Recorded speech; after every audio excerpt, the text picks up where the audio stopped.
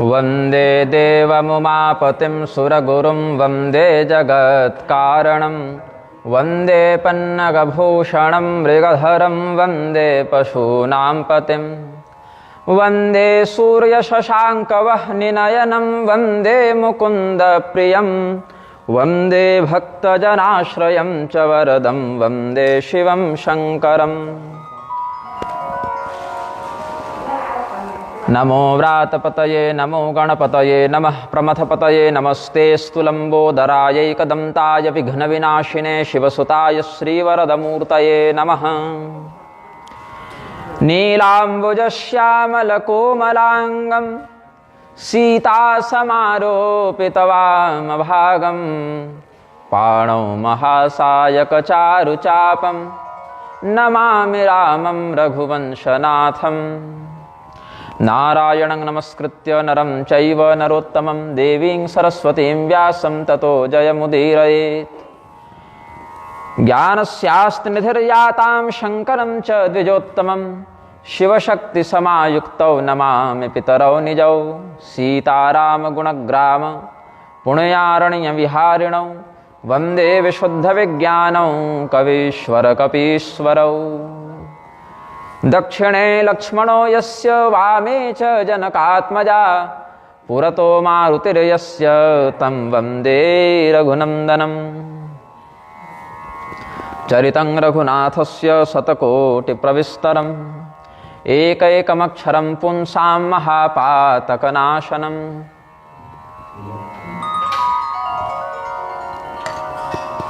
श्रीराम राम रघुनंदन राम राम श्रीराम राम भरताग्रज राम राम श्रीराम राम रणकरकश राम राम श्रीराम राम शरणं भव राम राम। नमोऽस्त्वनन्ताय सहस्रमूर्तये सहस्रपादाक्षिशिरोरुबाहवे सहस्रनाम्ने पुरुषाय शाश्वते सहस्रकोटियुगधारिणे नमः।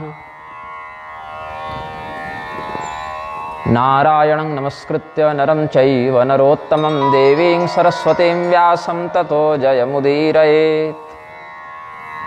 प्रेम से बोलिए आनंद कंद भगवान की जय। श्री सीतारामचंद्र भगवान की जय।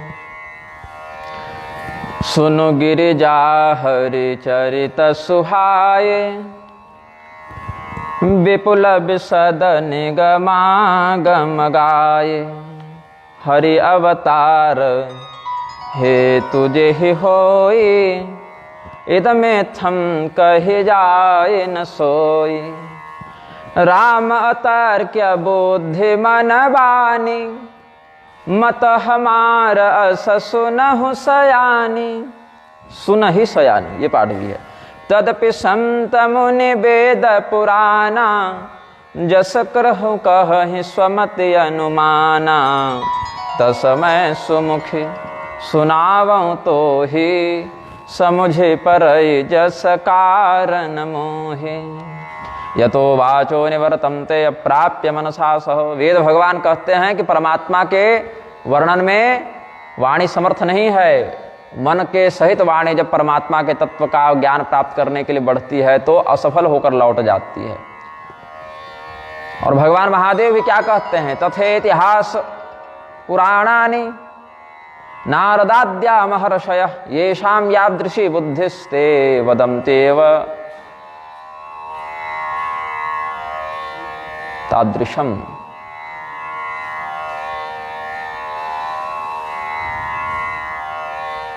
ते वदन्त्येव तादृशम। इसमें एक अक्षर का लोप है छंद में, तो इसीलिए श्लोक थोड़ा सा खंडित प्रतीत होता है। येषां तु यादृशी बुद्धिस्ते वदन्त्येव तादृशम, ऐसा होना चाहिए था। अस्तु। तो भगवान महादेव कहते हैं कि भगवान नारायण का हरि का अवतार जिस कारण से होता है उसमें यह बिल्कुल निश्चित रूप से नहीं कह सकते कि इसी कारण से भगवान का अवतार हुआ है। भगवान के अवतार के अनेकों हेतु हैं, भगवान के अवतार के अनेकों कारण हैं। और भगवान का जो विशाल चरित्र है उसको वेदों ने आगमों ने बहुत विस्तार से गाया है, लेकिन फिर भी ये नहीं कह सकते कि यही एकमात्र कारण है। तो हम जो बता रहे हैं अलग अलग संत मुनि वेद पुराणों ने अपने अपने भावानुसार व्याख्यान किया है, तो हम भी अपने मन से जिस प्रकार का बोध हमें प्राप्त है व्याख्यान करेंगे। अलग अलग आचार्यों ने भगवद रूप का, तत्व मीमांसा का ऐसे ही वर्णन किया है। लेकिन हठ क्या हो जाता है इसमें कि कई बार नहीं, अधिकांशतः बार हमारे संप्रदाय के गुरु ने जो कहा वह एकमात्र सत्य है, उसके अतिरिक्त सत्य की कहीं कोई कल्पना नहीं हो सकती, सत्य की कहीं कोई व्याख्या नहीं हो सकती, या शास्त्रीय सत्य का कोई प्रारूप नहीं हो सकता। और अन्य समस्त लोगों ने असत्य भाषण किया है, अनृत भाषण, अशास्त्रीय भाषण किया है। ऐसा हठ जो है वो यदि संप्रदाय के प्रति अनन्य निष्ठा के लिए हो तब तो ठीक है, लेकिन अगर द्वेष परक हो तब बहुत गड़बड़ है इसमें। तो द्वैत वाले अद्वैत वालों को सुनाते रहते हैं, अद्वैत वाले द्वैत वालों को सुनाते रहते हैं, विशिष्टाद्वैत वाले दोनों को सुनाते हैं और दोनों से सुनते हैं। तो इसमें मनुष्य का मन उलझ कर रह जाता है। और श्रुति कहती है यतो वाचो निवर्तन्ते अप्राप्य मनसा सह। भगवान महादेव भी स्वयं जो साक्षात वेद स्वरूपी हैं, यस्य निश्वसितो वेदा, तो भगवान महादेव क्या कहते हैं कि इदमित्थम कही जाए न सोई। और राम अतर्क्य बोधि मन बानी मत हमार अस सुनहि सयानी।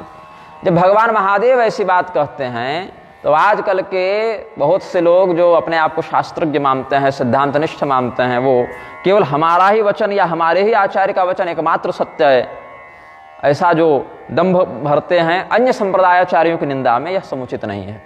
हाँ, ये अवश्य है कि हमारे आचार्य ने जो कहा वह हमारे लिए सर्वथा समुचित है, अनुकरणीय है और मेरे लिए कल्याण का मार्ग है, ये श्रद्धा तो होनी चाहिए। किंतु पर संप्रदायाचार्य के मुख से निकला कोई भी वाक्य जो स्वपक्ष विरुद्ध प्रतीत हो वह असत्य है या अशास्त्रीय है, ऐसा समुचित हम नहीं समझते हैं। जब जब होई धर्म कै हानि बाढ़हि असुर अधम अभिमानी। करहि अनीति जाय नहीं बरनी सीदहि विप्रधेनु सुर धरनी। तब तब प्रभु धरि विविध शरीरा हरहि कृपा निधि सज्जन पीरा। अत्र ते कथयिष्यामि रहस्यमति दुर्लभम। एक अद्भुत रहस्य बताता हूं। अध्यात्म रामायण में शिव जी यही प्रतिज्ञा करते हैं। भागवत में भी देखिए भगवान के अवतार का कारण क्या है। अक्षौहिणीनां पतिभिर सुरैर्निपलां छनैः भुव आक्रम्यमाणायां भाराय कृतोद्यमः। अनुग्रहाय भक्तानां धेनूनां रक्षणाय च यदा यदेह धर्मस्य क्षयो वृद्धिश्च पाप्मनः तदा तु भगवानीश आत्मानं सृजते हरिः। बड़ी बड़ी अक्षौहिणी सेनाओं के अधिपति राक्षस जब राजा के रूप में आ जावें, राजा बन जाएं, या राजाओं के अंदर बुद्धि को विकृत करने के लिए संस्कार रूप में वास करने लगें और पूरी पृथ्वी के भार को बढ़ाते हुए पृथ्वी को आक्रांत करने लगें, तब अपने भक्तों पर अनुग्रह करने के लिए भगवान अवतार लेते हैं। जब जब धर्म की हानि होती है, अधर्म की वृद्धि होती है, तब तब सद्धर्म मार्ग की प्रतिष्ठा के लिए, संरक्षण के लिए, दुष्टों के विनाश के लिए भगवान का अवतार होता है। यदा यदा हि धर्मस्य ग्लानिर्भवति भारत अभ्युत्थानम धर्मस्य तदात्मानं सृजाम्यहम्। परित्राणाय साधूनां विनाशाय च दुष्कृतां धर्म संस्थापनार्थाय संभवामि युगे युगे। इसीलिए मोक्षदायी इन स्वरूपों की भक्तजन आराधना करते हैं। उग्र स्वरूप वाले भूतपतियों की आराधना नहीं करते, क्योंकि वहां से भोग विलास आदि जो प्राप्त होंगे वो भी नश्वर फल को प्रदान करेंगे और उनसे फिर मोक्ष नहीं होगा। लेकिन जो मोक्ष मार्गी व्यक्ति हैं वो घोर रूपी उग्र स्वरूपों की आराधना छोड़कर, भूत प्रेत इत्यादि की आराधना छोड़कर शांत समदर्शी आह्लादक स्वरूप वाले नारायणांशों का आराधन करते हैं। मुमुक्षवो घोर रूपान हित्वा भूतपतिनथ नारायण कलाशांता भजन्ति ह्यनसूयवः। असुर मारिथापहि सुरन राखहि निज श्रुति सेत जग विस्तारहि विशद जस राम जन्म कर हेतु। सोई जस गाय भगत भवतरहि कृपा सिंधु जन हित तनु धरहि। राम जन्म के हेतु अनेका परम विचित्र एकते एका। तो अनंतानंत चरित्रों में हे पार्वती हम कतिपय उदाहरणार्थ तुमको दो चार चरित्र सुनाएंगे। तो जन्म एक दुई कहूँ बखानी, सावधान सुन सुमति भवानी। द्वारपाल हरि के प्रिय दोबू, जय अरु विजय जान सब कोबू। वे प्रसापते दूनौ भाई, तामस असुर देह तिन्ह पाई। कनक कशिपु अरुहाट कलोचन, जगत विदित सुरपति मदमोचन। भगवान के पार्षद द्वारपाल, अंतरंग ड्योढ़ी के द्वारपाल, जिनका नाम था जय और विजय, उनकी कथा प्रसिद्ध है। तो सनत कुमार के शाप से ये दोनों भाई जो हैं, दोनों पार्षद जो हैं, वो असुर के रूप में आ जाते हैं। तो सबसे पहले तो ये कश्यप जी के पत्नी अदिति के गर्भ से हिरण्याक्ष और हिरण्यकशिपु के रूप में आए। तो गिर्वाण ऋषभौ दुस्तराद हरिलोकतः, हतश्रियौ ब्रह्मशापाद भूताम विगतस्मयौ, भागवत में। और इनके नामकरण का भी वर्णन, प्रजापतिर्नाम तयोरकार्षेद्य, प्राक्स्वदेहाद्यमयोरजायत, प्राक्स्वदेहाद्यमयोरजायत। तम वै हिरण्यकशिपुं विदुः प्रजायं, तं हिरण्याक्षमसूतमग्रतः। विजयी वीर समर विख्याताधरि बराह बपु एक निपाता, होई नर हरि बपु दूसर मारा। जन प्रहलाद सुजस विस्तारा, हतो हिरण्यकशिपुर हरिणा सिंहरूपिणा, हिरण्याक्षोधरोद्धारो विभ्रता सौकरम वपु। उन दोनों भाइयों में एक जो हिरण्याक्ष था, जिसका जन्म पहले हुआ, और हिरण्यकशिपु गर्भ में पहले आया था। एक गर्भ में पहले आया और एक का जन्म पहले हुआ। तो इसमें दोनों भाई बड़े त्रिलोक मर्दक आतंकवादी, अपने क्षेत्र के बड़े नामी और राक्षसों के सिरमौर। हिरण्याक्ष का वध भगवान ने वाराहावतार के माध्यम से किया, और हिरण्यकशिपु का वध भगवान ने नृसिंहावतार से किया। और यही दोनों भाई बाद में भये निशाचर जाइते, महावीर बलवान। कुंभकर्ण रावण सुभट सुर विजयी जगजान। क्या कहते हैं? निशाचर के रूप में पुनः इनका दूसरा जन्म हुआ। 3 जन्म तक उनका शाप था। मुकुतन भये हते भगवाना, ते न जन्म द्विज बचन प्रवाणा। भगवान के हाथों मरने के बाद भी इनका उद्धार क्यों नहीं हुआ? क्योंकि शाप ही था कि 3 जन्मों तक ये शाप लागू रहेगा। तो पहले जन्म में हिरण्याक्ष और हिरण्यकशिपु बने। तो हिरण्याक्ष का वध भगवान ने वाराहावतार में किया, वराह रूप से, और हिरण्यकशिपु को मारने नृसिंह रूप में आए। फिर वही दोनों भाई कुंभकर्ण और रावण बने, तो भगवान ने श्री रामावतार लिया है। फिर वही दोनों भाई शिशुपाल और दंतवक्त्र बने, तो उनको भगवान ने श्री कृष्ण रूप में मारा है, फिर उनका उद्धार किया है। तो पुनश्च विप्रशापेन राक्षसौ तौ बभूवतु, कुंभकर्ण दशग्रीवौ हतौ तौ राम विक्रमैः। भगवान श्री रामचंद्र जी के पराक्रम में इन दोनों का उद्धार हुआ है। तो एक बार तिन के हित लागे, धरवु शरीर भगत अनुरागी। कश्यप अदिति तहाँ पितु माता, दशरथ कौसल्या विख्याता। एक कल्प एह विधि अवतारा, चरित पवित्र किए संसारा। एक कल्प सुर देखे दुखारे, समर जलंधर सन सब हारे। यहां भाव क्या है? ये तो एक प्रकार के कल्प भेद से हमने बता दिया। भगवान श्री रामचंद्र जी वही रहते हैं, लेकिन उनके जो परिकर के रूप में रहते हैं, कोई दशरथ जी हैं, कोई कौशल्या जी हैं, ये सब बदलते रहते हैं। अलग अलग जीवों को भगवान अलग अलग कल्पों में अपने माता पिता इत्यादि बनने का सौभाग्य प्रदान करते हैं, लेकिन जो प्रधान व्यूह है वह समान ही रहता है, व्यूह अवतार में भेद नहीं होता है। तो एक बार कश्यप अदिति जो है, उन्होंने भगवान से प्रार्थना की थी कि हमें आप पुत्र रूप में अपने लीला से आलोकित करें। तो वही एक बार अदिति जी कौशल्या बनी और कश्यप जी दशरथ बने, ये भी एक भाव है। और एक बार जलंधर की कथा भी ध्यान में रखनी चाहिए। भगवान शिव के क्रोधाग्नि से एक असुर का जन्म हुआ था। उस असुर को समुद्रदेव ने अपने अंदर धारण किया। वो असुर बड़ा रोने लगा, तो ब्रह्मदेव आए चुप कराने के लिए। तो ब्रह्मदेव की दाढ़ी पकड़कर वह लटक गया। तो ब्रह्मदेव के 4 मुख 4 दाढ़ियां थी, तो एक छुड़ावे तो दूसरा पकड़े, दूसरा छुड़ावे तो तीसरा पकड़े, और इस प्रकार से पीड़ा दिया ब्रह्मदेव को कि उनके नेत्रों में जल आ गए। तो उन्होंने कहा जा तेरा नाम जलंधर हो जाए। फिर जलंधर का विवाह वृंदा देवी से हुआ और राक्षसों का राजा बना। राक्षसों ने उसको अपने सरदार के रूप में चुन लिया। फिर युद्ध हुआ देवताओं से। तो देवता भगवान विष्णु के पास गए। विष्णु भगवान की धर्मपत्नी मैया लक्ष्मी ने कहा कि प्रभो, ये जलंधर समुद्र का पुत्र है और समुद्र हमारे भी पिता हैं, तो हमारा भाई लगा, इसका वध मत कीजिएगा। तो भगवान ने मारा नहीं उसको। युद्ध विराम हो गया, देवता भाग गए, पराजित हो गए। भगवान ने जलंधर के ही घर में आतिथ्य स्वीकार करना आरंभ किया।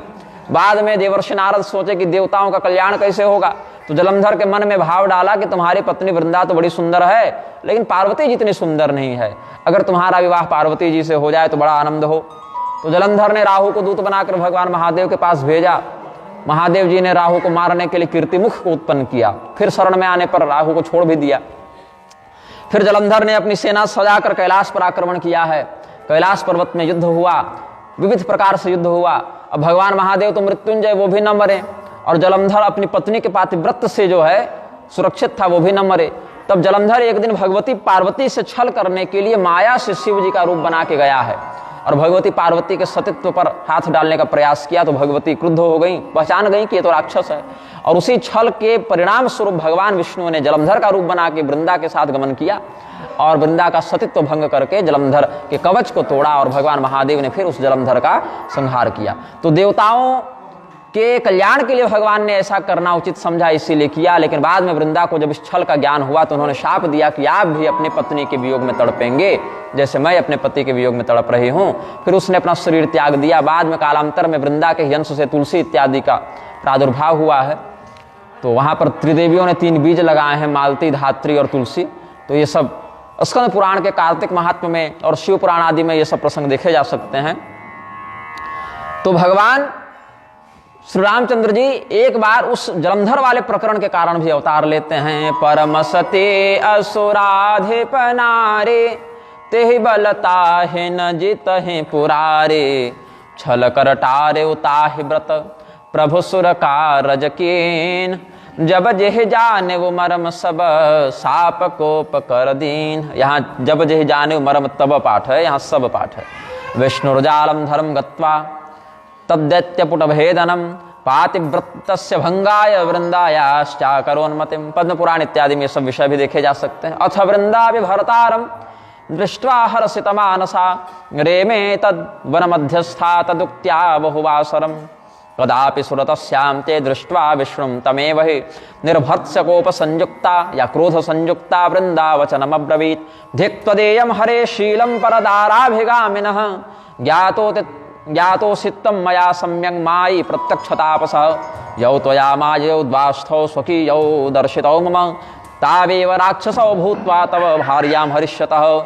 अपने पार्षदों को द्वारपाल बनाकर तुमने जो प्रदर्शित किया, इसीलिए हे नारायण, यही दोनों राक्षस बनकर तुम्हारी पत्नी का हरण करके तुम्हें पत्नी वियोग प्रदान करेंगे। ऐसा शाप भगवान को भी दे दिया। तो उसके शाप को भी भगवान ने स्वीकार किया है। तासु साप हरि कीन्ह प्रमाना, कौतुक निधि कृपाल भगवाना, तहाँ जलंधर रावण भयउ, रनहति राम परम पद दयउ। तब एक कल्प में जलंधर भी रावण के रूप में आया है, ये भी एक बात है। अहम च शैल रूपेण गंडकी तीर सन्निधौ, अधिष्ठानम करिष्यामि भारते तव शापतः। भगवान ने वृंदा देवी को कहा कि गंडकी नदी के किनारे हम पाषाण रूप में रहेंगे, पत्थर हो जाओगे, ऐसा भी शाप दिया है। वही शालग्राम भगवान के रूप में फिर प्रकट होते हैं गंडकी नदी में, जिनमें आवाहन विसर्जन नहीं होता। वो नित्य प्रतिष्ठित नारायण है। भगवान शालग्राम में आवाहन विसर्जन नहीं होता, वो सदैव प्रतिष्ठित भगवान हैं। तो ये सब भी बहुत सी कथाएं हैं। अब एक समय की बात है, देवर्षि नारद ने भगवान को शाप दिया था, उस शाप को चरितार्थ करने के लिए भी अवतार लिया है। तो प्रति अवतार कथा प्रभु के रे, सुनि मुनि बरनि कभी न घनेरी, सुनु मुनि बरनि कभी न घनेरी। यहाँ सुनी पाठ है, यहाँ सुनु पाठ है, थोड़ा टंकन का भेद है। नारद शाप दीन है एक बारा, कल्प एक लगिते ही अवतारा, कल्प एक ते ही लगी अवतारा, गिरिजा चकित भई सुनि बानी, नारद विष्णु भगत मुनि ज्ञानी। माता जी, स्त्रियों के लिए दंडवत प्रणाम निषेध है, पूरा सोकर स्त्रियां नहीं करती हैं प्रणाम, है ना। पुरुष तो लेट कर सकते दंडवत, स्त्रियां पूरा नहीं, घुटना टेक कर ही करती हैं। तो आगे से ध्यान रखेंगे इसका, है ना। पूरा सोना स्त्रियों के लिए मना है। कारण कवन शाप मुनि देन्हा, का अपराध रमापति कीन्हा।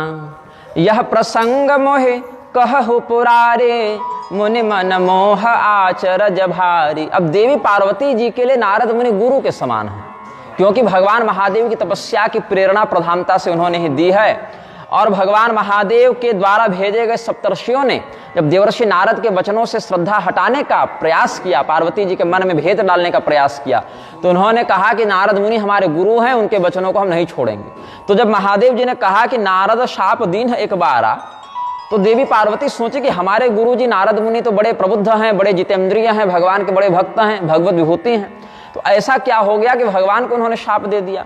भगवान ने ऐसा कौन सा अपराध कर दिया कि देवर्षि नारद जैसे शांत चित्त महात्मा के मन में क्षोभ उदित हो गया। तो ये कथा थोड़े विस्तार से हमें समझाइए, ये देवी जी ने अनुरोध किया है। तो भगवान मुस्कुराए और कहते हैं, बोले बिहसि महेश तब, ज्ञानी मूढ़ न कोई, जेहि जस रघुपति करहि तब, सो तस तेहि छन होय। कहु राम गुण गाथ, भरद्वाज सादर सुनहु, भव भंजन रघुनाथ, भज तुलसी तजिमान मद। महादेव जी मुस्कुराए, बोले देखो ज्ञानी भी कोई नहीं है और मूर्ख भी कोई नहीं है। भगवान जिसको जब जैसी प्रेरणा देना चाहते हैं वैसी प्रेरणा हो जाती है। तो मूर्ख व्यक्ति भी ज्ञानी के समान बर्ताव करने लगे और ज्ञानी व्यक्ति मूर्ख के समान बर्ताव करने लगे। बाकी भगवान की लीला में तो सब लोग मूर्ख ही मानो चाहे सब लोग ज्ञानी ही मानो। तो भगवान महादेव जी जब नारद विमोहन की लीला कहने के लिए प्रवृत्त हुए हैं, तो याज्ञवल्क्य जी बोले कि देखो भरद्वाज, अब भगवान श्री रामचंद्र जी के उस लीला को मैं कहने जा रहा हूं जो आवागमन को छुड़ाने वाले हैं। तुलसीदास जी भी कहते हैं कि उन्हीं का भजन करो, ऐसा यहाँ लेखक भाव से, ग्रंथकार भाव से, सूत्रधार भाव से वर्णन कर रहे हैं। तो हिमगिरि गुहा एक अति पावनी, बह समीप सुर सरे सुहावनी। आश्रम परम पुनीत सुहावा, देख देव ऋषि मन अति भावा। हिमशैल गुहा काची देका परम शोभना, यत् समीपे सुर नदी सदा वहति वेगता।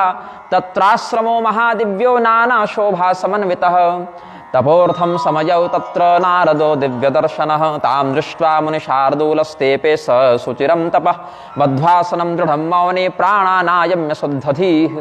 हिमालय पर्वत में एक गुफा थी, उस गुफा के बिल्कुल निकट से गंगा नदी बहती थी और बहुत शांत स्थल, बहुत निर्मल तपोवन, कोई उत्पात नहीं, कोई प्रकार की समस्या नहीं। तो एक बार घूमते फिरते देवर्षि नारद वहां पहुंचे तो उनके मन में बड़ा सुंदर वो स्थान रम गया, जच गया। जैसे जब हम पहली बार यहाँ आए थे तो हमको भी स्थान बड़ा आनंददायक लगा, जम गया तो बार बार आता हूँ। तो वहां पर उन्होंने बड़ा सुंदर आश्रम तैयार किया, एक दिव्य आश्रम था, वो उसको देखा तो वहां भी, अब ये सब ऋषि महर्षि अपनी इच्छा से कुछ भी बनाने और मिटाने में समर्थ थे। तपस्या की इच्छा हुई तो आश्रम भी हो गया, और पर्वत है, नदी है, जंगल है, उपवन है। तो भगवान के प्रति इनकी जो भक्ति थी, इन्होंने सोचा कि कुछ समय यही सत्संग किया जाए। तो ऐसे तो देवर्षि नारद को दक्ष प्रजापति का शाप है, काल कन्या जरा का शाप है कि एक जगह आप टिक कर नहीं रह सकते, आप भ्रमणशील रहेंगे। तो देवर्षि नारद कहीं टिक नहीं सकते।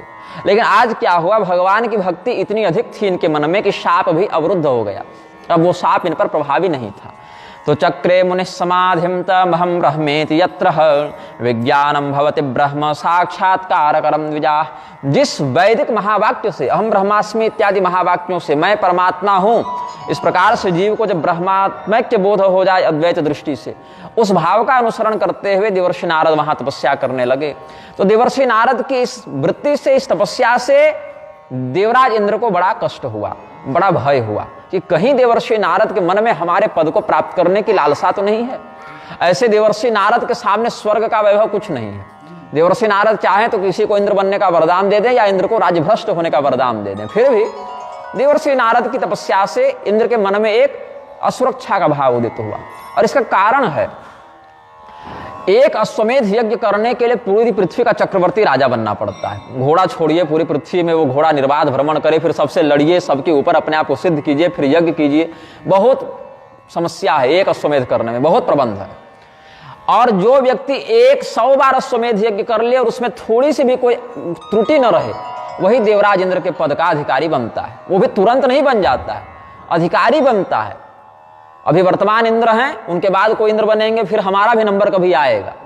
अब वह जब इंद्र बन जाता है तब कितने कठिनता और परीक्षा के बाद वो बना है, तो चाहता है कि हम इसको बचा के रखें, अपनी गद्दी को बचा के रखें। इसीलिए उतनी कठिनाई से मिला पद है, तो कहीं ना कहीं असुरक्षा की भावना होती है कि कहीं कोई हमसे ये पद छीन न ले।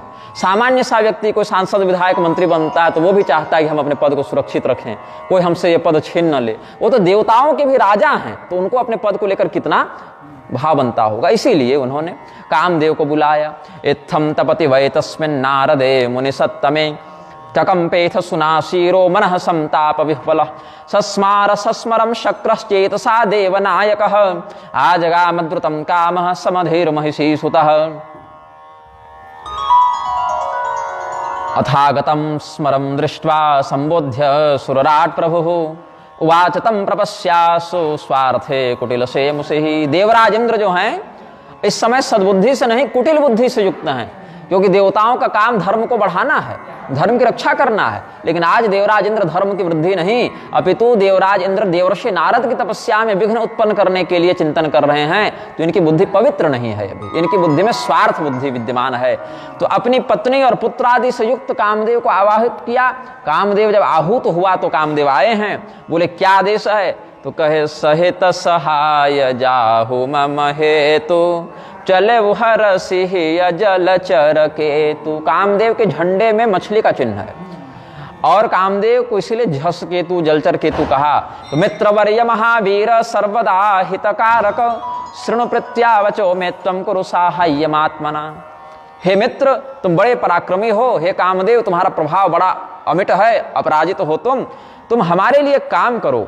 मुझे ऐसा लगता है कि चहत देव ऋषि मम पुरवासा। देवर्षि नारद कहीं स्वर्ग की कामना से तो तपस्या नहीं कर रहे हैं। तो याचन्न विविधो राज्यम समतेति विशंकितः, कहीं ब्रह्मदेव से हमारा राज्य ही ये न मांग लें, ऐसा संदेह हमारे मन में है। तुम क्या करो, देवर्षि नारद की तपस्या में विघ्न डालो। अब देखिए, देवर्षि नारद के साधना और वैराग्य की दृष्टि में स्वर्ग का सुख वैसा ही है जैसी सूखी हड्डी। लेकिन अगर कुत्ता सूखी हड्डी चाटेगा तो चाहता हम इसको बचा के रखें, हमारे ही पास से हड्डी रहे। तो स्वर्ग का सुख यद्यपि बहुत श्रेष्ठ नहीं है, देवर्षि के स्तर में तो श्रेष्ठ नहीं है, हम लोग के लिए हो सकता है बहुत बढ़िया हो, लेकिन उनके लिए वो कुछ नहीं है, तुच्छ है। फिर भी देवराज इंद्र उसको बचा के रखना चाहते हैं। शुष्कमस्तिम गृहीत्वा स्वासिंहम दृष्ट्वा पलायितः। कोई कुत्ता सूखी हड्डी चाट रहा था, सिंह को देखा तो हड्डी लेकर भागा कि कहीं ये हमारी हड्डी चुरा न ले, छीन न ले। और सिंह को हड्डी से क्या मतलब है, सूखी हड्डी से। वैसे ही विचार्यत्थम स्वमनसि किमिदं न ग्रहिष्यति इत्याज्ञसो महेंद्रेण इत्याज्ञप्तो महेंद्रेण। यहाँ प और त संयुक्त है, सकार का भ्रम कर रहा है। सकामः समधुप्रियः जगामतस्थलं गर्वादुपायं स्वं चकारः। अपने मित्र वसंत ऋतु के साथ, अप्सराओं के साथ, गंधर्वों के साथ देवराज इंद्र का आदेश पाकर कामदेव उस स्थान पर गए जहां पर देवर्षि नारद तपस्या कर रहे हैं। और बहुत सुंदर से जो भी कामोद्दीपक तत्व हो सकते हैं, वैसा नृत्य, वैसा संगीत, वैसा गान, वैसी भावनाएं वहां प्रसारित करने लगे। तो रचयामास तत्रासु स्वकलाः सकला अपि वसंतोपि स्वप्रभावं चकार विविधं मदात् करहि गान बहुतान तरंगा बहुविधि क्रीडहि पानि पतंगा देखे सहाय मदन हरसाना कीन्हि सिपुनि प्रपंच विधि नाना। लेकिन देवर्षि नारद इतने एकाग्र चित्त थे, इतने जितेंद्रिय थे, भगवान की शरण में थे, तो भगवान की कृपा के कारण कामदेव का प्रभाव उनके मन पर नहीं पड़ा। न बभूव मुनेश्चेतो विकृतम मुनि सत्तमाः भ्रष्टो बभूव तद्गर्वो महेशानुग्रहेण। भगवान महादेव जी की कृपा से, महेश्वर की कृपा से उनका जो है सुरक्षा चक्र टूटा नहीं, कामदेव को प्रभाव नहीं कर पाए। शिव पुराण में कहते हैं महेशानुग्रहेण हो, भगवान महादेव की कृपा देवर्षि नारद पर थी, इसीलिए कामदेव उन पर प्रभाव नहीं कर सका। गोस्वामी जी कहते हैं कि बड़ रखवार रमापति जासु, भगवान लक्ष्मीपति जिन पर कृपा करें उनका कौन बिगाड़ करेगा, जान की नाथ सहाय करें तब कौन बिगाड़ करे नर तेरो। लेकिन अब किसकी कृपा माने, तो पहले ही कह चुके हैं कि श्री रामचंद्र जी की कृपा उसी पर होगी जो शिव जी का भक्त होगा, और शिव जी की कृपा उसी पर होगी जो राम जी से प्रेम करेगा। तो इसका अर्थ है कि अगर किसी एक की भी कृपा है तो समझना चाहिए कि दोनों के प्रति उसका भक्तिभाव पुष्ट है। तो सहित सहाय सभेत अति मानिहार मन मैन, गहे से जाय मुनि चरण तब कहे सुठियारत बैन। कामदेव ने देखा कि हमारे पूर्ण पराक्रम के प्रदर्शन के बाद भी देवर्षि नारद पर कोई प्रभाव नहीं हुआ, तो डर गया कि कहीं हमें शाप न दे दें, कहीं हमें दंड न दे दें। तो अपने समस्त सहयोगियों के साथ जाकर कामदेव देवर्षि नारद के चरणों में प्रणाम करते हैं और कहते हैं, प्रभु हम तो नौकर हैं, हम तो सेवक हैं, हम तो आदेश पालक हैं। देवराज इंद्र ने जैसा आदेश दिया हम वैसे पहुंच गए, तो आप हमें क्षमा करें। तो कोई बात नहीं, देवर्षि नारद को क्रोध भी नहीं हुआ। तो काम को तो जीत ही चुके, क्रोध भी जीत लिए, और जिसने काम और क्रोध ही जीत लिया फिर उसके लिए क्या जीतना बच गया।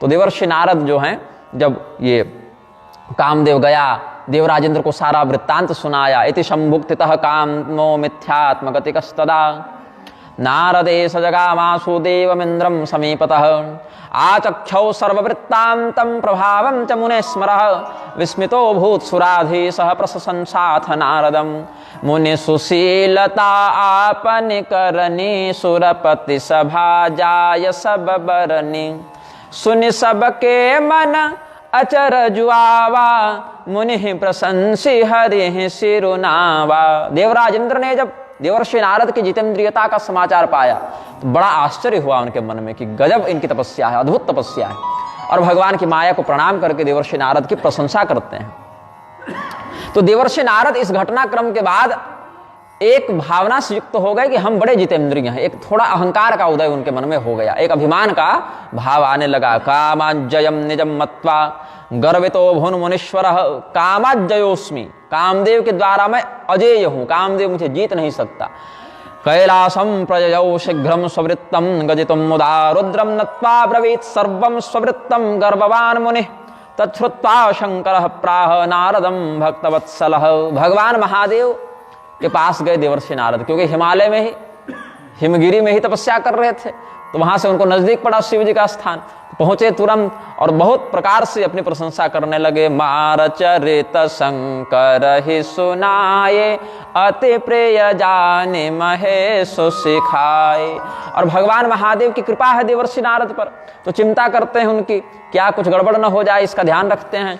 तो देवर्षि नारद को समझाते हुए महादेव जी कहते हैं, बार बार बिनवउ मुनि तो ही, जिम यह कथा सुनाए वो मोहि, तिम जनि हरि सुनाय वो कबहू, चले वो प्रसंग दुराय हो तबहू। हे ना तात नारद प्राज्ञ धन्यस्त्वं शृणुमद्वचः, वाच्यमेवं न कुत्रापि हरेरग्रे विशेषतः, पृच्छमानोपि न ब्रूयाः स्ववृत्तं मे यदुक्तवान्।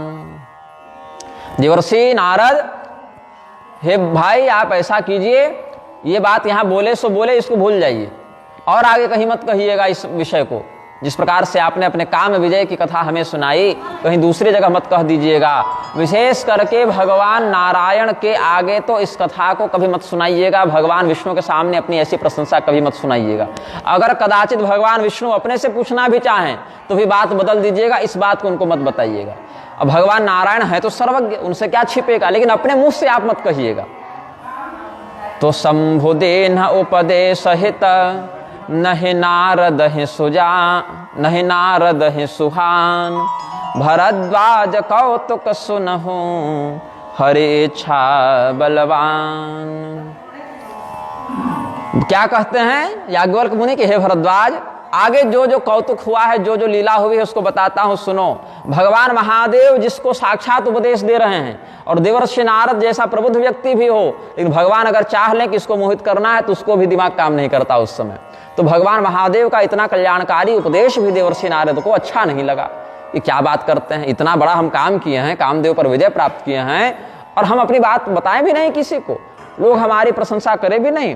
तो शास्ति स्मिथम चबहुसो रुद्रम सूतिकर प्रभु, नारदो न हितम मेने शिव माया विमोहितः, प्रबला भाविनी कर्म गतिर्गेया विचक्षण, न निवार्या जनैः कैश्चित् अपेक्षा शैव शांकरी। भगवान महादेव की जो इच्छा हो, भगवान राम की जो इच्छा हो वही होता है। राम किन्ह चाहै सोई होई, करई अन्यथा अस नहीं कोई, शंभु बचन मुनि मन नहीं भाए, तब विरंच के लोक सिधाई, ततः स मुनिवर्यो ही ब्रह्मलोकम जगामह।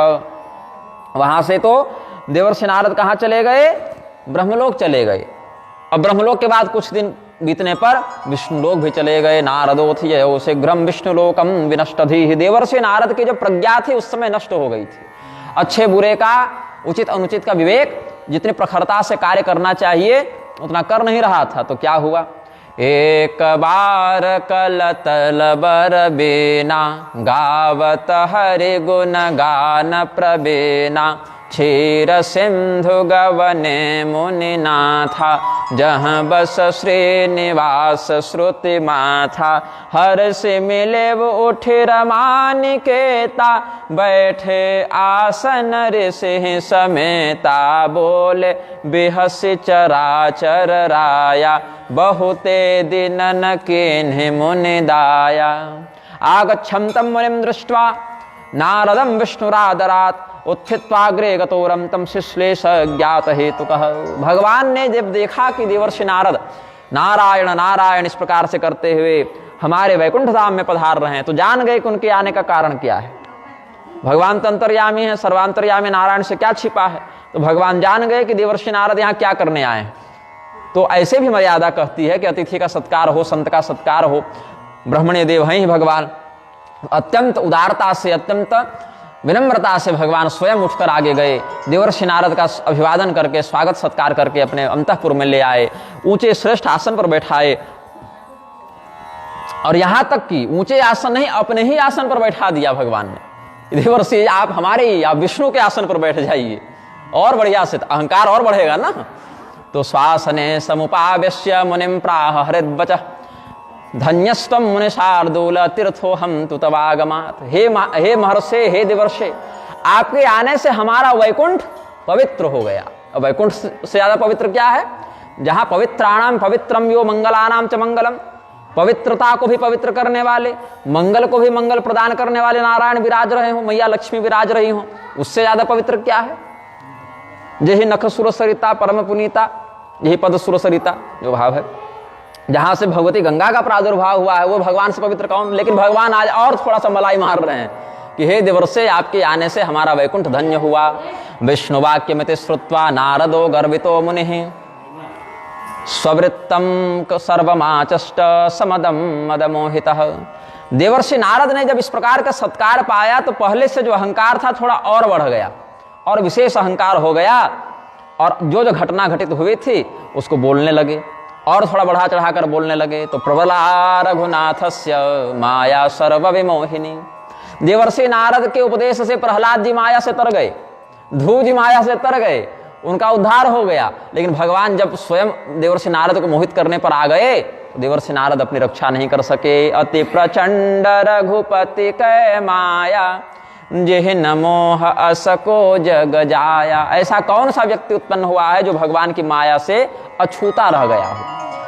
तो रूख बदन करि बचन मृदु, बोले श्री भगवान, तुम्हारे सुमिरन ते मिटहि मोह मार मदमान। कि हे नारद जी, भगवान मुंह थोड़ा सूखा कर लिए लेकिन वचन को बड़ा मिठास भरा रखे। और महादेव जी पार्वती जी को वर्णन कर रहे हैं कथा का कि फिर पार्वती, विष्णु भगवान कहते हैं कि हे नारद जी, आपका तो नाम लेने से लोगों के काम क्रोध मद लोभ समाप्त होने लगते हैं, आपके ऊपर उसका प्रभाव स्वयं कैसे पड़ सकता है। ऐसे देवर्षि नारद का प्रभाव सच में ऐसा है, संतों का प्रभाव सच में ऐसा है। सुखदेव जी का स्मरण करने से, देवर्षि नारद का स्मरण करने से, सनत कुमार का स्मरण करने से काम बाधा व्याप्त नहीं होती है। लेकिन फिर भी भगवान वहां शिक्षा देना चाहते हैं कि अगर उस स्तर का भी हमारा भक्त हो तो भी अभिमान न करे, क्योंकि अभिमान से हमारे भक्त की भक्ति खंडित होती है और अभिमान से उसका विनाश हो सकता है। तो धन्यस्तम मुनि शार्दूल तपो निधि रुदारधि, भक्तित्रिकम नयस्यास्ति काम मोहादयो मुने, विकारास्तस्य सद्यो वैभवन्त्य अखिल दुखदाः। के हे उदार बुद्धि वाले देवर्षि नारद, हे तपस्या के भंडार, जिसके हृदय में भक्ति का त्रैत विद्यमान नहीं है, भक्ति ज्ञान वैराग्य ये तीनों का समूह विद्यमान नहीं है, उसी को काम क्रोध व्याप्त हो सकता है। और आपकी कृपा से तो भक्ति ज्ञान वैराग्य का कष्ट दूर हो गया। आपको भला काम क्रोध क्या व्याप्त करे। तो ब्रह्मचर्य व्रत रत मति धीरा, तुम्हें की करई मनोभव पीरा। ब्रह्मचारी सदा त्वं हि ज्ञान वैराग्यवान सदा, कथम काम विकारिष्या जन्मना विकृत सुधि। या नैष्ठिको ब्रह्मचारी त्वं ज्ञान वैराग्यवान सदा। आप तो नैष्ठिक ब्रह्मचारी हैं, आपका ब्रह्मचर्य तो कोई नहीं टाल सकता, कोई नहीं हिला सकता आपके संयम को। ज्ञान वैराग्य से आप नित्य युक्त रहते हैं, सुंदर बुद्धि वाले, जन्म से ही जिनकी बुद्धि अविकृत है, जन्मना विकृत सुधि, प्रारंभ से ही जिनकी बुद्धि अविकृत है, निर्मल है, उनको काम का विकार कैसे हो सकता है। तो देवर्षि नारद कहे सब प्रभु आपकी कृपा है, लेकिन इस वाक्य में विनम्रता नहीं, समर्पण नहीं, अपितु तो अभिमान था। जैसे कोई सेठ हो, अरबपति खरबपति हो, गुरु महाराज के पास आवे, गुरु जी कहे अरे बढ़िया कारोबार है तुम्हारा, तो औपचारिकता बस कहता महाराज जी आपकी दया है। वो महाराज जी भी जान रहे हैं कि चापलूसी कर रहा है, लेकिन एक कहने की औपचारिक शैली में कह देता है महाराज सब आपका आशीर्वाद। और कैसा हाल चाल, तो प्रभु आपकी दया है। दया कुछ है नहीं, लेकिन आपकी दया है। तो भगवान की दया तो सच में थी, लेकिन देवर्षि नारद विनम्रता से नहीं कह रहे हैं, अभिमान से, औपचारिकता निभाने के लिए कह रहे हैं कि किम प्रभाव स्मरस्वामिन कृपया यद्यस्थिते मयि। यहाँ कृपया लिख दिया है लेखक ने, लेकिन अशुद्ध होगा ये। यदि आपकी कृपा मेरे ऊपर हो प्रभु, तो कामदेव हमारा क्या बिगाड़ ले। तो नारद कहे वो सहित अभिमाना, कृपा तुम्हारी सकल भगवान। तो भगवान इस प्रकार के व्यवहार को जब देखे तो समझ गए कि देवर्षि नारद के मन में अहंकार का बीज उदित हो रहा है, और ये बीज अभी नहीं नष्ट किया गया तो ये बन जाएगा पेड़, और जब पेड़ बन जाएगा तो इसको नष्ट करना बड़ा कठिन हो जाएगा।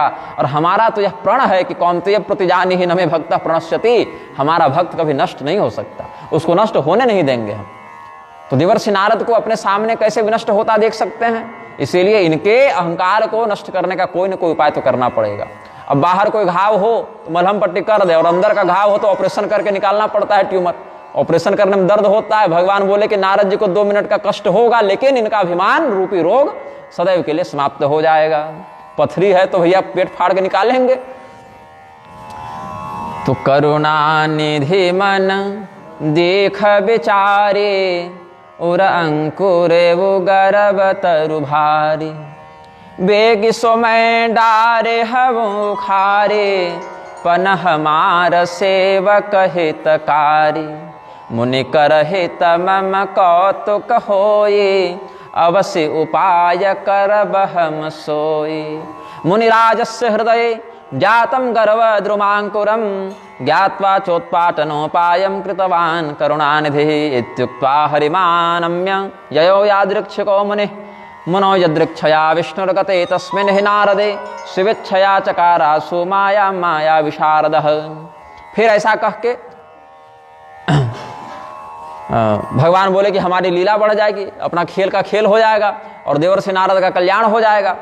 तो देवर्षि नारद फिर भगवान को प्रणाम करते हैं, और हृदय में अहंकार को लिए दिए ही वो आगे बढ़े।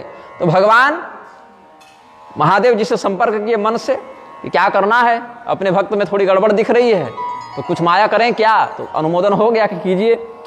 तो श्रीपति निज माया तब प्रेरी, सुनहु कठिन करनी तेहि केरी। अब क्या वहां पर रचना की है भगवान कि मुनि मार्गस्य मध्ये तु विरेचे नगरम महत्, शतयोजन विस्तारम अद्भुतम सुमनोहरम, स्वलोकादधिकम रम्यम नाना वस्तु विराजितम, नर नारी विहाराढ्यम चतुर्वर्णाकुलम परम।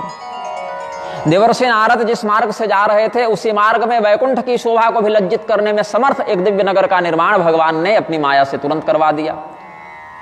अब उस नगर में बिरचे उमग महानगर तेहि, सतजो जन विस्तार, श्रीनिवास पुरते अधिक रचना विविध प्रकार। बसहि नगर सुंदर नर नारे, जनु बहुमन से जरति तनुधारी। उस नगर में रहने वाले प्रत्येक युगल को देखकर ऐसा ही लगता था मानो स्वयं कामदेव और रति प्रकट हो गए हों। इतनी शोभा, इतनी सुंदरता। और तत्र राजा शील निधिर नाम ऐश्वर्य समन्वितः, वहां पर अपने नाम के ही अनुरूप ऐश्वर्य से युक्त एक बड़ा यशस्वी राजा रहता था, जिसका नाम था शील निधि। अद्भुत रामायण में जहां इस प्रकार का प्रसंग वर्णित है वहां पर अम्बरीश राजा के रूप में वर्णन किए हैं ये।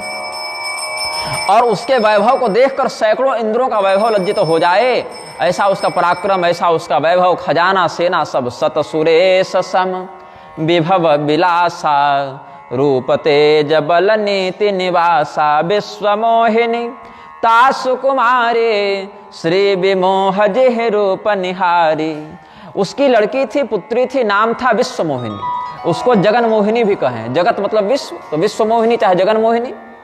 तो तस्य कन्या विशालाक्षी श्रीमती वरवर्णिनी जगन मोहिन्य विख्याता त्रैलोक्य प्रति सुंदरी। कदाचित ऐसा कह दें तो लक्ष्मी जी भी उसकी सुंदरता को देखकर शर्मा जावें, लजा जावें, ऐसा सुंदर उसका अद्भुत रूप। उसके स्वयंवर का प्रकरण है। उसके स्वयंवर के लिए देश विदेश से सैकड़ों राजा वहां पर आए हैं। करय स्वयंवर सो नृप बाला आए तहां अगणित महिपाला। सुता स्वयंवरोद्युक्तो महोत्सव समन्वितः चतुर्दिग्भ्यः समायातैः संयुतं नृपनंदनैः एतादृशं पुरं दृष्ट्वा मोहं प्राप्तोऽथ नारद। अब देवर्षि नारद चूंकि पूरे ब्रह्मांड में विचरण करते रहते हैं तो उनको पता है कि कहाँ क्या है, लेकिन ये नगर तो भगवान ने बनवाया था देवर्षि नारद के लिए अलग से, तो यहाँ कभी गए नहीं थे। जब उस मार्ग में नगर को उन्होंने देखा तो सोचे ये कौन सा दिव्य स्थान है, हम यहाँ तो आज तक नहीं आए, तो जरा प्रवेश करके देखें यहाँ क्या शोभा है, क्या यहाँ पर लोग हैं, कैसे क्या प्रबंध है। तो जब वहाँ पर गए हैं तो सभी लोगों ने उनका स्वागत किया, अवगत हुए।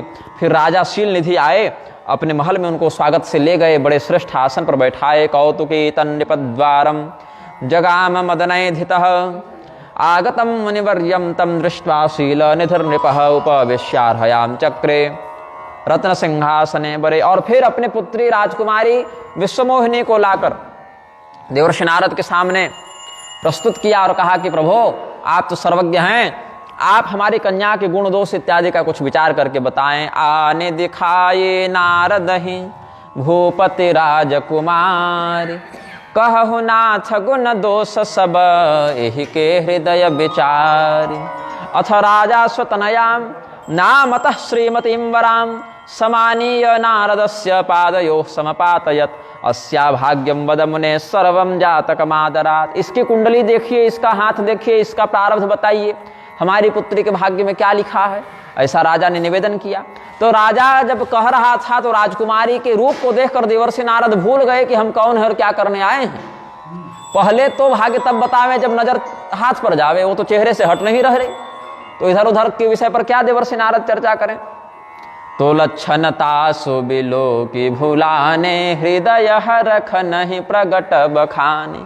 फिर जब उस कन्या के दिव्य लक्षणों पर दृष्टिपात किया, भाव समझ में आया, तो बोले क्या कहें हम इसके विषय में। मन में जो प्रसन्नता है वो बाहर आ नहीं रही है। कहते हैं सर्वेश्वरो जितो वीरो गिरीश सदृशो विभु अस्याह पतिर्ध्रुवम भावी कामजित सुरसत्तमः। क्या क्या लक्षण बताए हैं। सर्वेश्वर, इसका जो पति होगा वो सबों का ईश्वर होगा, अजित होगा मतलब उसको कोई पराजित नहीं कर सकेगा, वीर होगा, गिरीश सदृशो विभु भगवान महादेव के समान उसका सामर्थ्य होगा, और अस्याह पतिर्ध्रुवम भावी कामजित सुरसत्तमः, इसका पति देवताओं में श्रेष्ठ और कामदेव को भी जीतने वाला होगा। तो देवर्षि नारद सोचे कामदेव को तो शिव जी ने भी जीत लिया है और कामदेव को हमने भी जीत लिया है, तो इसीलिए कामदेव को दोनों ने जीता तो हमारा प्रभाव भी भगवान महादेव के समान हो गया। तो गिरीशो सदृशो विभु में हम भी आ गए और देवता हमारे आगे माथा टेकते ही हैं, हमको किसी ने पराजित किया नहीं है, तो सब लक्षण तो मिल ही जा रहे हैं, तो क्या बढ़िया हो जाए कि हम ही इस कन्या के पति हो जाएं। तो एक भाव मन में उदित हुआ।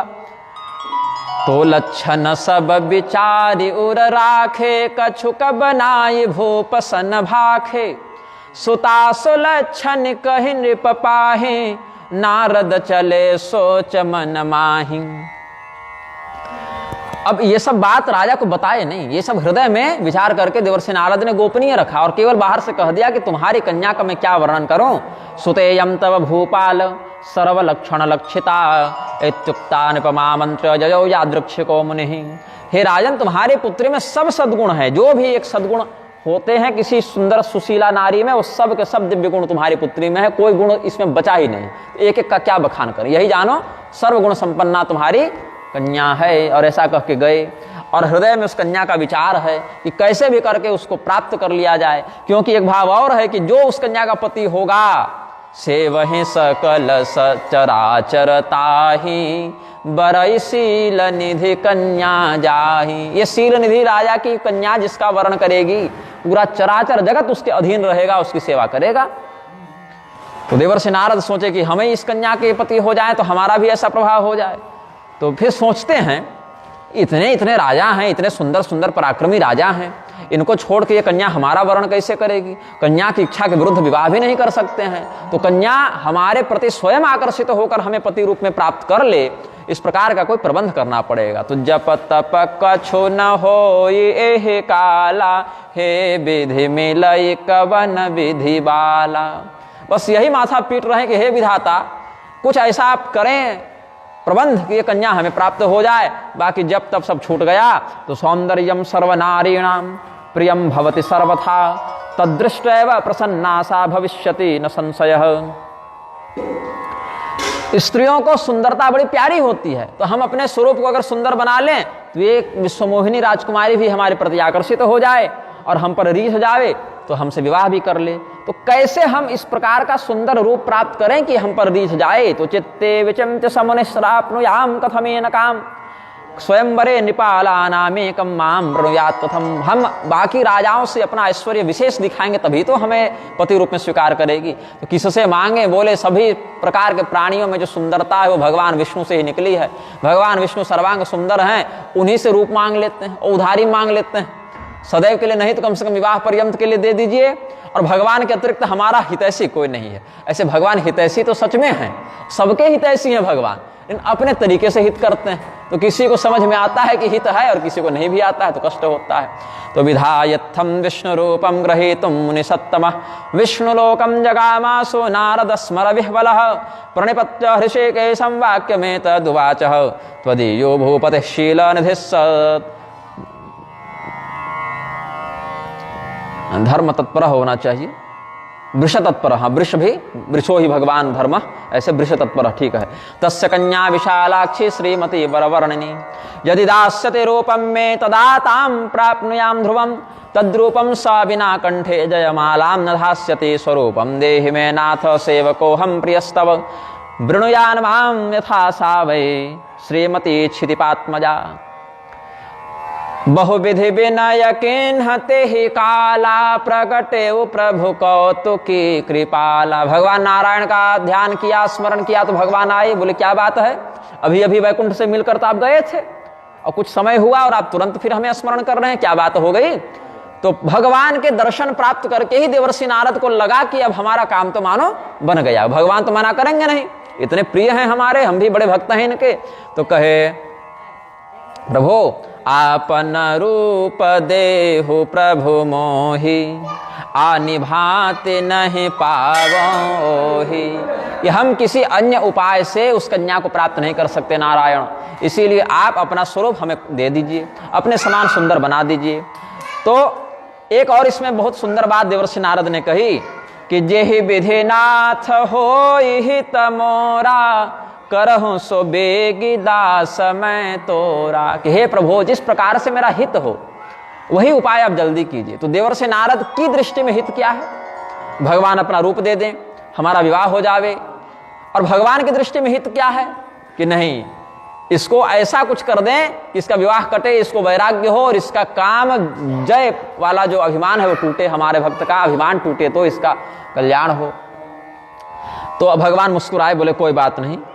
वच श्रुत्वा मुनेरित्थम विहस्य मधुसूदनः, शांकरीं प्रभुतां बुद्ध्वा प्रत्युवाच दयापरः, निज माया बल देखी विशाला, हिय हंसी बोले दीन दयाला। क्या कहते हैं प्रभु? जेहि विधि हो यही परम हित, नारद सुनहु तुम्हार, सोई हम कर बन आन कछु, बचन नमृषा हमार। श्रेष्ठ देशम मुने गच्छ करिष्यामि हितम तव। जिस प्रकार से आपका परम हित होगा हे देवर्षि नारद, वही हम करेंगे, इसके अलावा कुछ नहीं करेंगे, मेरा वचन झूठा नहीं होगा, जान लीजिए। तो भगवान देवर्षि नारद के अभिमान को तोड़ने के लिए हितकारी कार्य करेंगे। और देवर्षि नारद भ्रम में है कि भगवान हमको अपना रूप देंगे तो हमारा घर बसे हुए तो हमारा हित हो। तो भगवान कहते हैं भृषगवरो यथार्थस्य यतः प्रियतरोसि में इत्युक्त्वा मुनये तस्मै तिरोधानम जगामसः। अगर कोई व्यक्ति रोगी है और कोई ऐसी वस्तु डॉक्टर से मांगे, चिकित्सक से मांगे, जिससे उसका रोग ठीक होने के स्थान पर बढ़ जाए, तो कुशल वैद्य कभी उसको वह कुपथ्य नहीं देता है। कड़वी दवा भले दे दे लेकिन मीठी जलेबी नहीं देता, क्योंकि इस औषधि का प्रयोग करेगा तो रोग मुक्त होगा और कुपथ्य का प्रयोग करेगा तो रोग बढ़ेगा, भले मरीज उससे कुपथ्य ही मांगे। तो कुपथ माग रुज व्याकुल रोगी वैदन दे सुनहु मुनि जोगी। एहि विधित तुम्हार मैं ठयऊं कही अस अंतरहित प्रभु भयऊ।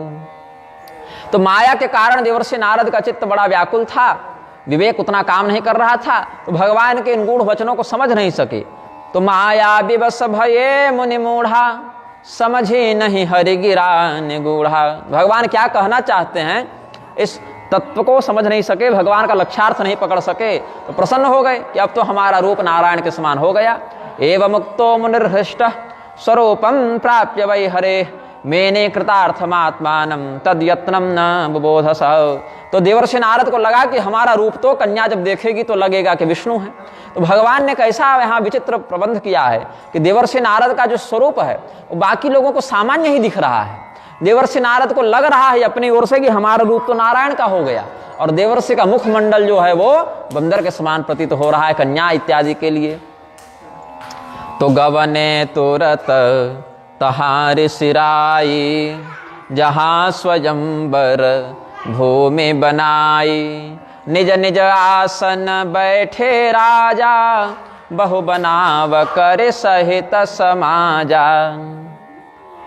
गवने तुरत तहार सिराई, जहाँ स्वयंवर का प्रबंध किया गया था वहां वापस गए देवर्षि नारद। अथ तत्र गतः शीघ्रम नारदो मुनि सत्तमः चक्रे स्वयंवरम यत्र राजपुत्र ही समाकुलम। बड़े बड़े देश विदेश के राजा बैठे हैं, पराक्रमी राजा बैठे हैं। ऐसा लगा जैसे देवराज इंद्र की सभा यहीं लगी हुई हो, इतने तेजस्विता से युक्त सब महापुरुष बैठे हुए हैं। तो स्वयंवर सभा दिव्या राजपुत्र समावृता सुशुभेते विप्रेन्द्रा यथा शक्र सभा परा। लगा दूसरा स्वर्ग यही है। तो अप्रियस्यापि पथ्यस्य परिणामः सुखावह वक्ता श्रोता च यत्रास्ति रमन्ते तत्र संपदः। अप्रिय हो लेकिन हितकारी वचन हो तो उसको ग्रहण कर लेना चाहिए, उसका परिणाम अच्छा होता है। जहाँ अप्रिय वचन बोलने का भय नहीं हो, निर्भयता पूर्वक व्यक्ति हितकारी वचन बोले, चाहे सुनने में अप्रिय हो और सुनने वाला भी उसके मर्म को समझकर स्वीकार करे, वहां पर संपदा का वास होता है। ये नहीं कि मुंह फुला के बैठ गए कि कैसे हमें अप्रिय लगने वाला वचन बोल रहे हो। अगर वह कल्याणकारी वचन है तो सुनना चाहिए, समझना चाहिए, स्वीकारना चाहिए। तो ऋषि नारद को लगा कि हमारा स्वरूप तो अब विष्णु भगवान के समान हो गया है, तो कन्या तो हमें छोड़कर किसी और को पति बनाएगी नहीं। तो स्थित्वा तत्र विचिन्तेति प्रेते युक्तेन चेतसा मां वरिष्यति नान्यं सा विष्णु रूप धरम ध्रुवम। अब हम विष्णु रूप में आए हैं तो हमें छोड़कर किसी और को पति बनाएगी नहीं। और भगवान उल्टा कर दिए, नारद मुनि के हित का विचार करके उनको भगवान ने बंदर का मुख दिया। हरि शब्द जो है संस्कृत में वो बंदर के लिए भी है और हरि शब्द जो है वो विष्णु के लिए भी है। तो हरि का रूप मांगा था तो भगवान ने पर्यायवाची लगा दिया कि हरि तो बंदर को भी कहते हैं तो बंदर भी चलेंगे। तो मुनि हित कारण कृपा निधाना दीन कुरूपन जाय बखाना। और ये चरित्र कोई जान नहीं पाया कि नारद मुनि बंदर के समान दिख रहे हैं, ये केवल राजकन्या ने समझा। और भगवान शिव के जो दो गण लगे थे पीछे कि कहाँ कहाँ नारद मुनि जा रहे हैं, क्या क्या कर रहे हैं, इसकी व्यवस्था, इसका समाचार भगवान को सुनाते थे महादेव जी को, वो लोग इस रहस्य को जान पाए। वो ब्राह्मण के रूप में थे गुप्तचर सब। तो पूर्व रूपम मुनिम सर्वे ददृशुस्तत्र मानवाः तद्भेदम बुबुधुस्तेन राजपुत्रादयोद्विजा।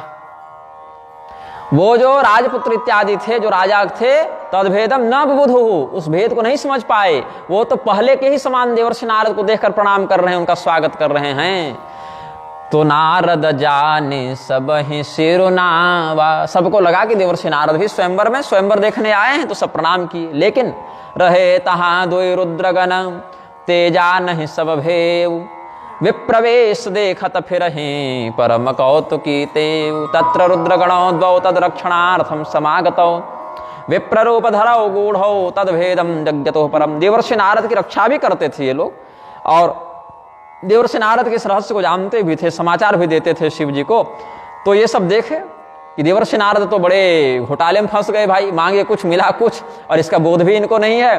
तो जिस समाज में देवर्षि नारद अहंकार से युक्त होकर कि हम तो भगवान विष्णु के समान सुंदर बन के आए, अब तो हमें कोई छांट ही नहीं सकता, वहीं पीछे जाकर ब्राह्मण का रूप बनाकर वो भी बैठ गए। मूढ़मत्ता मुनिम तौ तन्निकटम जगमतुर्गणैः कुरुतस्तत्प्रहासं वै भाषमाणो परस्परम। क्या कहते हैं वो लोग दोनों मुस्कुराते हुए, करहि कोट नारद ही सुनाई, नीक दिन ही हरि सुंदरताई। अरे इस भगवान कितना सुंदर इनको हरि रूप दिए हैं देवर्षि नारद को, ऐसा कहते थे। तो अभिधा वृत्ति से नहीं कहते थे, यहाँ लक्षणा लगाते थे। जैसे किसी को कहें कि अरे तू उल्लू है क्या, तो उसका अर्थ है वो उल्लू बन के उड़ेगा तो नहीं, लेकिन उल्लू के समान मूर्ख है, इस प्रकार से कहते हैं। तो हरि के समान रूप है, तो यहाँ हरि बंदर को भी कहते हैं। तो यहाँ पर इनका भाव दूसरा लग रहा है, करहि कूट नारद ही सुनाई, नेकी दीन ही हरि सुंदरताई। और एक और अर्थ लग सकता है इसका कि नेकी दीन ही, कि जो इनको उचित था वही दिया है, और हरि सुंदरताई, पहले की जो सुंदरता सामान्य भी थी वो भी हरण कर लिया। एक अर्थ ये भी लग सकता है, पहले से जो सामान्य रूप होगा तेजस्वी नारद का वो भी नहीं रहने दिया, वो भी हरण कर लिया। एक भाव यह भी लग सकता है। तोरी झहि राज कुंवरी छवि देखी, इन्हि बरि हरि जान बिसेखी, इच्छत्यम निपसुतामृत स्मर मोहितः। क्या कहते हैं, ये तो राजा की पुत्री को बेकार ही कामदेव से मोहित होकर पाना चाहते हैं। कामदेव ने इनके मन में अपना वास कर लिया है। अभी तक अहंकार क्या था कि हम काम विजयी हैं, लेकिन अभी कामदेव इन्हीं पर विजय प्राप्त कर लिया। क्यों? अब यहाँ भगवत परायण नहीं है, यहाँ नारी परायण हो गए हैं। जब तक भगवान की भजन वृत्ति में थे तब तक कामदेव नहीं कुछ कर पाया। अब भगवान की ओर से मन हटा और इस संसार में लगा तो कामदेव अपना प्रभाव दिखाने लगा। तो